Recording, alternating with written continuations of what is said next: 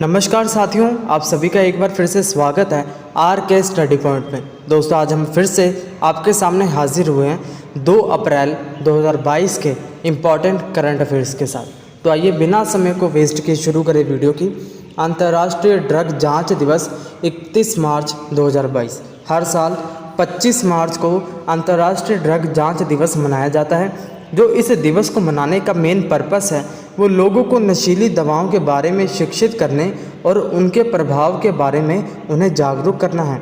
इसके अलावा इस दिन का जो मुख्य उद्देश्य है वो दवाओं के नुकसान में कमी की पहल को बढ़ावा देना है और दवा से संबंधित जोखिमों को कम करना भी है।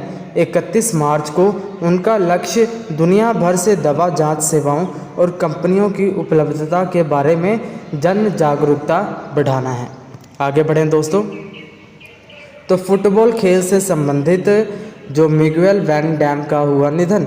बेल्जियम देश के फुटबॉलर मिगुएल वैन डैम का 28 वर्ष की आयु में ल्यूकेमिया बीमारी के कारण निधन हो गया। मिगुएल पिछले 5 सालों से अधिक समय से कैंसर से बीमारी से जो है वो ग्रस्त थे और उन्हें साल 2016 में ल्यूकेमिया का पता चला था। उन्हें अपने 8 साल के पेशेवर करियर के टीम के लिए 40 प्रतियोगिताओं में हिस्सा लिया था। आगे बढ़ें तो मेघालय का लिविंग रूट ब्रिज यूनेस्को की विश्व धरोहर सूची में शामिल हो गया है। मेघालय के 70 से अधिक गांवों में लोगों और प्रकृति के बीच सामाजिक, सांस्कृतिक, सामाजिक और वानस्पतिक संबंधों को उजागर करने वाले जिंग किंग जेरी या लिविंग रूट ब्रिज को संयुक्त राष्ट्र शैक्षिक, वैज्ञानिक और सांस्कृतिक संगठन यानी यूनेस्को विश्व विरासत स्थलों की अस्थायी सूची में शामिल कर लिया गया है।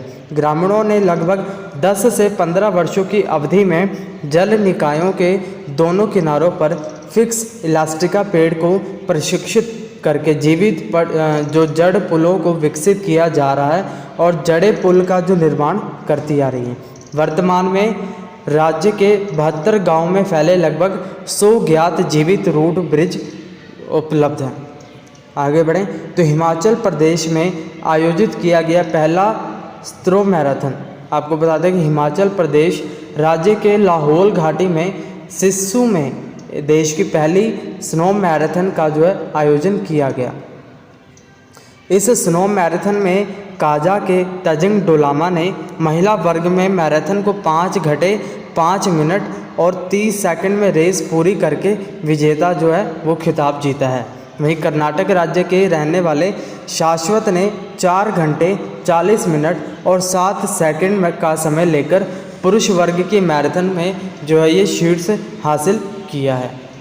आगे बढ़ें तो भारत ने जीता सैफ अंडर 18 महिला चैंपियनशिप का खिताब। सैफ अंडर 18 महिला फुटबॉल चैंपियनशिप के तीसरे संस्करण का विजेता भारत रहा। महिलाओं की अंडर 18 राष्ट्रीय टीमों के लिए अंतर्राष्ट्रीय फुटबॉल प्रतियोगिता का 2022 संस्करण झारखंड में JRD Tata sports complex Jamshedpur में आयोजित किया गया है। इस टूर्नामेंट के वैल्यूएबल प्लेयर और highest goal scorer Linda com थी, जिन्होंने कुल 5 गोल बनाए हैं। आगे हमारे पास ये रहा प्रो विल्फ्रेड ब्रूडस्टर्ट को किया गया स्टॉकहोम जल पुरस्कार विजेता 2022 के रूप में नामित। प्रो एमरेट विल्फ्रेड ब्रूडस्टर्ट को स्टॉकहोम जल पुरस्कार विजेता 2022 के रूप में नामित किया गया है। स्टॉकहोम जल पुरस्कार दुनिया का सबसे प्रतिष्ठित जल पुरस्कार है और इसे अक्सर नोबेल प्राइज़ ऑफ वाटर के रूप में जाना जाता है। पानी से संबंधित असाधारण उपलब्धियों के लिए लोगों और संगठनों को 1991 से यह प्रतिष्ठित जो पुरस्कार है वो प्रदान किया जाता है। विल्फ्रेड ब्रूडस्टर्ट अमेरिका के कॉर्नेल विश्वविद्यालय में इंजीनियरिंग एमिरेट्स में प्रोफेसर हैं। आगे बढ़ें तो मीराबाई चानू ने जीता BBC sports women of the year award 2021। Olympic रजत पदक विजेता भारोत्तोलक मीराबाई चानू को BBC Indian sports women of the year पुरस्कार 2021 का तीसरा संस्करण जीता है। BBC इमर्जिंग प्लेयर का पुरस्कार 18 वर्षीय क्रिकेटर शेफाली वर्मा को प्रदान किया गया है। 2021 में वर्मा राष्ट्रीय टीम के लिए तीनों प्रारूपों में खेलने वाले सबसे कम उम्र के भारतीय क्रिकेटर पुरुष या महिला बन गई थी। 2000 में ओलंपिक में पदक जीतने वाली पहली भारतीय महिला पूर्व भारोत्तोलक कर्मण मल्लेश्वरी की BBC लाइफ टाइम अचीवमेंट पुरस्कार जो है वो प्रदान किया गया था। आगे बढ़ें तो CS राजन बने infrastructure leasing and finance limited के अध्यक्ष। Infrastructure leasing and finance limited यानी IL&FS के अध्यक्ष पद पर CS राजन को है नियुक्त किया गया है। वही infrastructure leasing and finance limited यानी IL&FS के उपाध्यक्ष के रूप में विनीत नैयर को नियुक्त किया गया है। बाकी नए बोर्ड में उप प्रबंधक निदेशक के रूप में विजय कुमार और गैर कार्यकारी निर्देशक के रूप में GC चतुर्वेदी, नंद किशोर, मालिनी शंकर और N श्रीनिवासन शामिल हैं। अगला, सिक्किम के पूर्व CM BB गुरुंग का हुआ निधन। सिक्किम राज्य के तीसरे मुख्यमंत्री भीम बहादुर गुरुंग का सिक्किम के गंगटोक में लुमसई में निधन हो गया। बी गुरुंगा जो हैं वो कलकत्ता के एक समाचार पत्र अमृता बाजार पत्रिका में एक शिक्षक और एक स्टाफ रिपोर्टर के रूप में कार्य करते थे। उन्होंने सिक्किम के पहले समाचार आधारित नेपाली जर्नल कंचनजंगा का संपादन भी किया था। वह 11 मई से लेके 24 मई 1984 तक सिक्किम के तीसरे मुख्यमंत्री रहे थे। बड़ा शॉर्ट इंटरवल के लिए ये जो है CM पद पे रह चुके हैं। आगे बढ़ें तो हमारे पास अब RBI से रिगार्डिंग फैक्ट है कि RBI के अनुसार पंजाब नेशनल बैंक में हुई है 4,882 करोड़ रुपए की धोखाधड़ी। भारतीय रिजर्व बैंक के आंकड़ों के अनुसार अगर माने तो पंजाब नेशनल बैंक में सबसे ज़्यादा यानी 4,820 करोड़ रुपए की धोखाधड़ी दर्ज की गई है। RBI के अनुसार 9 महीनों में 27 अनुसूचित वाणिज्य बैंकों और वित्तीय संस्थानों द्वारा कुल 34,097 करोड़ रुपए की धोखाधड़ी की 96 घटनाएं दर्ज की गई हैं। RBI का मुख्यालय कहाँ पे है तो वो हमें हमेशा याद रहना चाहिए, मुंबई में, और इसकी स्थापना साल 1935 में की गई थी। और इसके गवर्नर कौन है तो वह शक्तिकांत दास। आगे दोस्तों अब हमारे सामने है वन लाइनर क्वेश्चन, जिसका पहला सवाल ये रहा कि भारत में सर्वश्रेष्ठ निजी अस्पताल का पुरस्कार जो है वो किसने जीता है तो वो मेदांता अस्पताल है जिसने इस पुरस्कार को जीता है। दूसरा सवाल, किसे जो है स्टॉकहोम जल पुरस्कार विजेता 2022 के रूप में नामित किया गया तो वो है प्रो विल्फ्रेड ब्रूस्टर।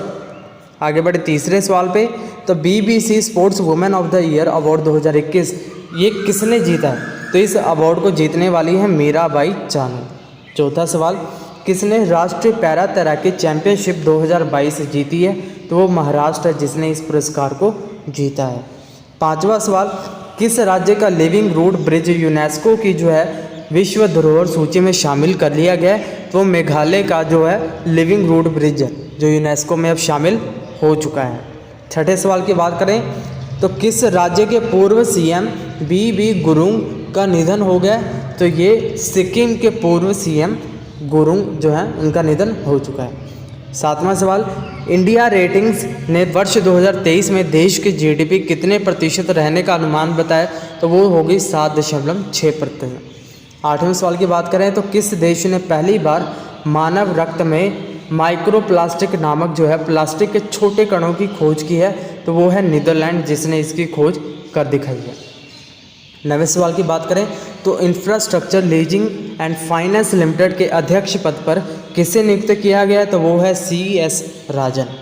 दसवां सवाल, अमेरिकी सीनेट ने सेमीकंडक्टर चिप्स के निर्माण हेतु कितने बिलियन डॉलर के बिल को मंजूरी दी है तो वो बिल जो है वो 52 बिलियन डॉलर का बिल है, 52 बिलियन डॉलर्स। 11वें सवाल की बात करें तो भारत ने कितने करोड़ रुपए में 15 नए LCH हेलीकॉप्टर खरीदने के लिए समझौता किया है तो 3,887 करोड़ रुपए का ये समझौता किया गया है जिसमें ये स्पेशल हेलीकॉप्टर खरीदे जाएंगे।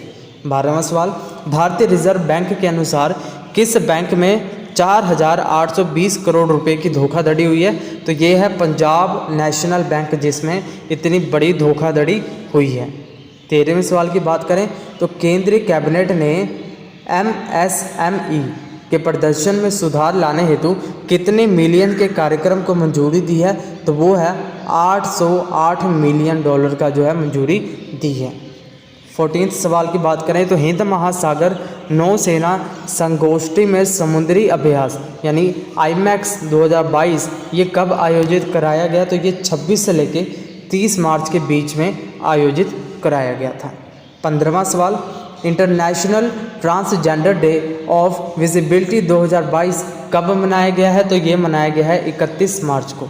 16वां सवाल सैफ अंडर 18 महिला चैंपियनशिप का खिताब किसने जीता? तो वो जीता है भारत ने। 17वां सवाल कि केंद्रीय कर्मियों और पेंशन भोगियों के महंगाई भत्ता में कितने प्रतिशत की वृद्धि की गई है? तो वो है 3% की जो वृद्धि की गई है। चलेंगे 18वें सवाल पे। तो अंतरिक्ष में रूस और चीन के बढ़ते प्रभाव का मुकाबला करने के लिए किस देश ने डिफेंस स्पेस कमांड एजेंसी की स्थापना की है? तो वो है ऑस्ट्रेलिया। 19वां सवाल हमारे सामने ये रहा कि भारत में पहले स्नो मैराथन का आयोजन कहाँ पे हुआ? तो ये हिमाचल प्रदेश में कराया गया है। 20वां सवाल मथुआ धर्म महामेला ये कहाँ पे आयोजित किया जाता है? तो दोस्तों आप याद रखिए मथुआ जो धर्म महामेला है ये पश्चिम बंगाल से रिगार्डिंग है और ये वहीं पे आयोजित कराया गया है। 21वां सवाल किस खेल से संबंधित मिगुएल वैन डैम का निधन हो गया? तो ये जो है ये फुटबॉल से संबंधित है और इनका 28 साल की उम्र में ही एक बीमारी की वजह से देहांत हो गया। 22वां सवाल विश्व बैकअप दिवस कब मनाया जाता है? तो ये जो बैकअप दिवस है ये 30 मार्च को मनाया जाता है। 23वां सवाल अंतर्राष्ट्रीय ड्रग जांच दिवस कब मनाया जाता है? तो वो हर साल 31 मार्च को मनाया जाता है। 24वां और आज का आखिरी सवाल कि डफ and Phelps celebrity brand valuation report 2021 में सबसे पहले नंबर पे कौन से खिलाड़ी रहे हैं? तो वो हैं विराट कोहली। तो इसी के साथ दोस्तों आज की इस वीडियो में इतना ही। आपको वीडियो कैसे लगी हमें कमेंट सेक्शन में एक बार कमेंट करके ज़रूर बताएं और ऐसी और इन्फॉर्मेटिव वीडियोस के लिए सब्सक्राइब करना ना भूलें हमारे यूट्यूब चैनल को। मिलेंगे दोस्तों अगली वीडियो में, तब तक के लिए टेक केयर। और इसका PDF फॉर्मेट भी डाउनलोड करके ईजिली पढ़ सकते हैं जिसका लिंक डिस्क्रिप्शन बॉक्स में दिया हुआ है।